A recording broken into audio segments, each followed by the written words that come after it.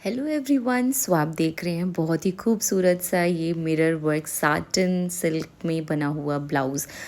इसको बनाना बहुत ही इजी है। इसके लिए आपको बहुत ही सिंपल कुछ मेज़रमेंट्स चाहिए होंगी, तो आप अपने अकॉर्डिंग कोई भी मेज़रमेंट ले सकते हो। तो मैं इसमें ब्लाउज़ का मेज़रमेंट ले रही हूँ, जिसमें ब्लाउज़ लेंथ ले रही हूँ मैं 14 इंचज़। आप चाहें तो कोई भी साइज़ में बना सकते हो। चेस्ट साइज़ में ले रही हूँ 34 टू 36 इंचज़। इसमें कोई भी फिक्स साइज़ नहीं है, मैं एक रैंडम साइज़ ब्लाउज़ बना रही हूँ, किसी क्लाइंट का नहीं है। आप इसमें अपने अकॉर्डिंग चेस्ट ले सकते हो। 34 टू 36 इंचज़ का हम ले रहे हैं इसमें चेस्ट साइज़। राउंड बर्स्ट जो मैं ले रही हूँ वो है 13 इंचज़। ये राउंड बर्स्ट हम लोग यहाँ पे ब्लाउज़ में ना कुछ लोग इसे वेस्ट भी बोलते हैं। राउंड बर्स्ट हम 30 इंचज़ ले रहे हैं। फ्रंट नेक ले रही हूँ मैं 7.5 इंचज़, और ये बिल्कुल रैंडम साइज़ है, इसका कोई भी फिक्स साइज़ नहीं है। बैक नेक में ले रही हूँ 8.5 टू 10 इंचज़। आप चाहें तो बिल्कुल बैकलेस भी बना सकते हो, या अपने अकॉर्डिंग किसी भी तरीके से आप डिज़ाइन कर सकते हो। मैंने एक स्टैंडर्ड साइज़ तो नहीं, बट हाँ थोड़ा सा डीप लिया है। और इसमें मैं आर्म होल जो ले रही हूँ मैं 14 इंचज़ ले रही हूँ।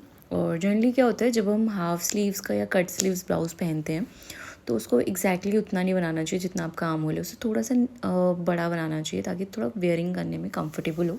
और जब आप मिरर वर्क या ऐसा कुछ काम कर रहे हो तो उसमें कोशिश करो कि थोड़ा सा बड़ा ही बनाओ, नहीं तो वो आर्म होल में जाके चुभेगा। शोल्डर मैंने यहाँ पे 14 टू 15 इंचज़ लिए। आपको कोई भी आप एक ड्रॉ कर सकते हो पैटर्न।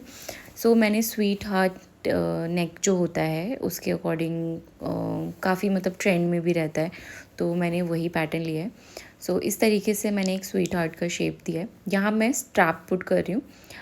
स्ट्रैप का साइज़ कोई फ़िक्स नहीं है, आप अपने अकॉर्डिंग कर सकते हो। मैंने इसको मिरर के अकॉर्डिंग लिया है। यहाँ पर मैं मिरर लगाऊंगी पूरे पे। यहाँ पे मैं मिरर का डिटेल्स दूंगी, और ब्लाउज़ के बॉटम में मैं मिरर का डिटेल्स दूंगी, आपने वीडियो में देख लिया होगा। यहाँ पे मैं मिरर डिटेलिंग दूंगी, और यहाँ पर भी मैं मिरर डिटेलिंग दूंगी। स्ट्रैप पे और चेस्ट एरिया पे एंड बॉटम पे मैं तीनों पे मिरर डिटेलिंग्स दूंगी। ये हमारा मेन फैब्रिक है, ये है साटन। ये जापान साटन है, ये काफ़ी ना थिक होता है और अच्छा भी होता है। आप ले सकते हो इसको। और यहाँ पे एक्स्ट्रा मार्जिन ले लेना है। देन ब्लाउज़ के लेंथ के अकॉर्डिंग 14 इंचज़ पे हमने एक मार्क लगाया। मार्क लगाने के बाद हम शोल्डर पॉइंट लेंगे। तो शोल्डर में 14 ले रही थी तो 7 आया, उसको 2 से डिवाइड किया एंड देन उसका हाफ कर दिया। यहाँ पे आर्म होल मैं 6 इंचज़ पे मार्क कर रही हूँ, और हम यहाँ कर्व की हमारी ज़रूरत नहीं है तो हम इसे इग्नोर करेंगे। यहाँ से हम नेक का पैटर्न, नेक का जो मेजरमेंट है वो हम मार्क कर लेते हैं। तो 7.5 इंचज़ पे मैंने एक बॉक्स बना लिया।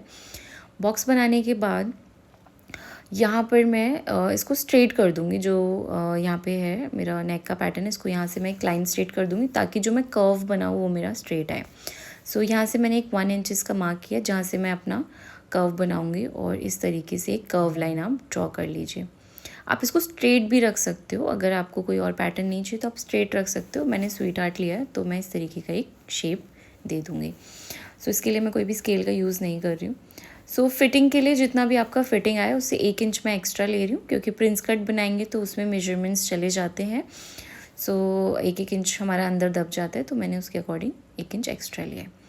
स्ट्रैप के लिए आप यहाँ पे मेजर कर लो। 8.5 इंच आ रहा है, 5.5 इंच आ रहा है मेरा यहाँ से, और बैक से भी हम सेम मेजरमेंट हम लिख लेंगे पहले। नॉर्मल सा प्रिंस कट का एक कट बनाए। कट बनाने के बाद आप इसको पलट लीजिए, एंड ये हमारा बैक का पार्ट है। बैक पार्ट के लिए सेम मैं नेक पैटर्न यहाँ पे ड्रॉ कर रही हूँ। हमारा 10 इंचज़ पे मैं ले रही हूँ, और यहाँ से मैं डायरेक्टली कॉर्नर से नहीं लूँगी, 1-2 इंच वहाँ से छोड़ के फिर मैं यहाँ पे मेजरमेंट लूँगी। इस तरीके से मैं एक बैक पार्ट तैयार कर लूँगी। यहाँ पे भी हमें बैक में ना स्ट्रैप का लेंथ चाहिए होगा। यहाँ का है टोटल 8.5 इंचज़। आगे का हमारा 5.5 था, और पीछे का हमारा 8.5 इंचज़ है। यहाँ पे मैं 8 इंचज़ ही ले रही हूँ इसको, और 8 इंचज़ लेने के बाद आप डैब करके बैक पार्ट को दूसरी साइड भी ड्रॉ कर लीजिए। ये इस तरीके से आएगा। यहाँ पे हम स्ट्रैप का मार्किंग भी लगा दिया मैंने। बाकी बैक पार्ट हम कट कर लेते हैं। फ्रंट पार्ट हमारा कट हो चुका है। फ्रंट पार्ट पे मैंने फ्यूजिंग भी अटैच की है, just to give a thickness. ये हमारा फ्रंट पार्ट है। सो फ्रंट पार्ट को भी हम कट कर लेते हैं इस तरीके से। यहाँ पे मैं प्रिंस कट को भी कट कर लूँगी और ये हमारे 3 पार्ट्स में डिवाइड हो जाएगा टोटल। सो ये रहा हमारा पहला और यहाँ पे ये 1 2 3 पार्ट्स में हमारा फ्रंट तैयार होगा। और इस तरीके से हम स्ट्रैप की लेंथ ले लेते हैं। तो 8 था और 5.5 था, तो टोटल जो भी आएगा उसको हम 2 इंचेस से एक्स्ट्रा कर देंगे। सो यहाँ पर मैं इसको ले रही हूँ 8.5 और 8 पे ले सकते हो आप, यहाँ पे मार्क कर लो। और मैं इसमें जो स्ट्रैप का जो विड्थ ले रही हूँ वो मैं मिरर के अकॉर्डिंग ले रही हूँ। आप तो इसको पतला भी ले सकते हो, तो जितना आपको चाहिए। सो इससे मैं एक्स्ट्रा कट करके 2 स्ट्रैप्स निकालूंगी।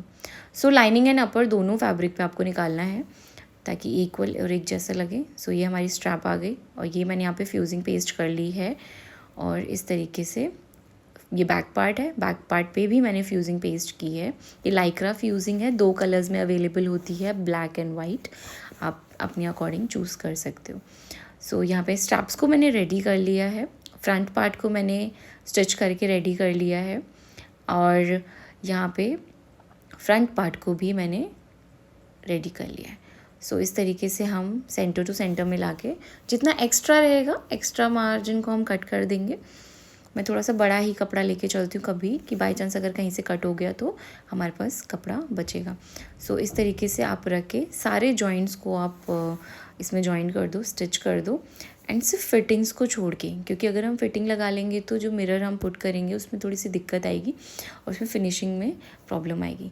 तो इस तरीके से हम लोग पहले जो भी हमारे फिटिंग्स हैं, स्ट्रैप्स को जोड़ना है उसको हम जोड़ लेंगे पहले इस तरीके से अपने स्ट्रैप के मेजरमेंट के अकॉर्डिंग जितना ब्लाउज़ का लेंथ है। सो यहाँ पे मैंने 14 इंचेस लिया है, तो मैं यहाँ पे एक निशान लगा दूँगी 14 इंचेस का और पीछे बाकी मेजरमेंट्स को मैं इस तरीके से स्ट्रैप को पीछे लगा दूँगी और एक्स्ट्रा रहेगा यहाँ पे इस तरीके से टक कर लीजिए। तो इसके बाद आप इसको सिक्योर कर लीजिए, स्टिच कर लीजिए और इसके बाद हम लोग मार्किंग में पेस्टिंग का काम शुरू करेंगे। सो यहाँ पे मैंने स्ट्रैप्स को जोड़ लिया है और यहाँ पे मैं फिटिंग का निशान लगा रही हूँ 9 इंचेस पे और इसी तरीके से बॉटम पे मैंने 8 इंचेस का निशान लगाया हुआ है। सो ये मेरे पास कुछ मिरर लेसेस रखे हुए थे, काफ़ी दिन से रखे हुए थे, तो मैंने सोचा था मैं इनसे कुछ बना लूँ। तो इस तरीके से मैंने इसके जो ट्रायंगल मिरर्स थे मैंने इसको कट कर लिया है और इस तरीके से आप कोई भी मिरर का या किसी भी ग्लास का आप यूज़ कर सकते हो। बहुत सारे मार्केट में अवेलेबल होते हैं और मिरर बॉर्डर्स थोड़े से एक्सपेंसिव होते हैं बट ये दिखने में काफ़ी खूबसूरत लगते हैं। सो इस तरीके से ये बॉर्डर इतना था कि मैं इसको किसी लहंगे में यूज़ नहीं कर सकती थी, क्योंकि हम जो लहंगा बनाते हैं वो 10 to 12 मीटर्स या 8 to 10 मीटर्स का फ्लेयर होता है और मेरे पास ये 6 मीटर्स ही अवेलेबल थी, तो मैं इसको कहीं और यूज़ नहीं कर सकती थी। इसलिए मैंने सोचा कि मैं इसे एक ब्लाउज़ क्रिएट करूँ। सो इस तरीके से आप सारे मैंने इसके पैटर्न्स को अलग कर लिया। अब मैं इसमें पेस्टिंग का काम शुरू करती हूँ। सो एक बार आप पैटर्न तैयार कर लो और मैं इसको ऊपर की साइड में ऐसे पेस्ट कर रही हूँ। मैंने इसका ना एक और ब्लाउज़ बनाया था, अगर आप मुझे इंस्टाग्राम पे फॉलो करते हैं तो मैंने ब्लू कलर में एक फुल सेट लहंगा तैयार किया था सेम साटिन फैब्रिक पे विद मिरर वर्क डिटेलिंग्स। उसका ब्लाउज़ जो था वो एक रेप्लिका था एंड काफ़ी खूबसूरत आया था बन के। सो जो लोग मुझे फॉलो नहीं करते मुझे फॉलो भी कर सकते हो on Instagram by the name of Polki Kutor.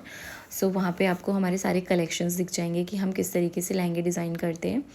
So legs part पे आते हैं तो सेंटर में मुझे थोड़ा खाली लग रहा था, तो मैंने सोचा था कि इसमें मैं थोड़ा सा मिरर ऐड कर देती हूँ और मैंने इसके लिए गोल वाले मिरर लिए हैं, छोटे साइज़ में लिए हैं। आई थिंक इसका साइज़ में था, मुझे एग्जैक्टली नहीं पता ये कौन सा साइज़ है बट बहुत छोटे छोटे थे। सो ये काफ़ी सुंदर लग रहा था, सिंपल था। इसके साथ आप ना कोई साड़ी के साथ भी आप इसे पेयर अप कर सकते हो। आप हल्दी मेहंदी फंक्शन है आपका और अगर आप एज अ गेस्ट हो तो आप इसको कैरी कर सकते हो विद प्लेन साड़ी और नेट का साड़ी भी आप कैरी कर सकते हो। नहीं तो आप इसको धोती स्टाइल का जो स्कर्ट होता है आप उसके साथ भी कैरी कर सकते हो, आजकल बहुत ट्रेंड में। तो ये ब्लाउज़ ऐसा है कि आप इसको किसी के साथ भी पेयर अप कर सकते हो, छोटे मोटे फंक्शंस में डाल सकते हो, वेडिंग अटेंड कर सकते हो। इस तरीके से आपके पास अगर वेस्ट फैब्रिक है, वेस्ट लेसेस हैं, तो आप उसको इस तरीके से यूटिलाइज़ कर सकते हो। सो देखिए ये बैक पार्ट है, बैक पार्ट को मैंने तैयार कर लिया है और स्ट्रैप को भी देखिए कितना खूबसूरत स्ट्रैप लग रही है हमारी।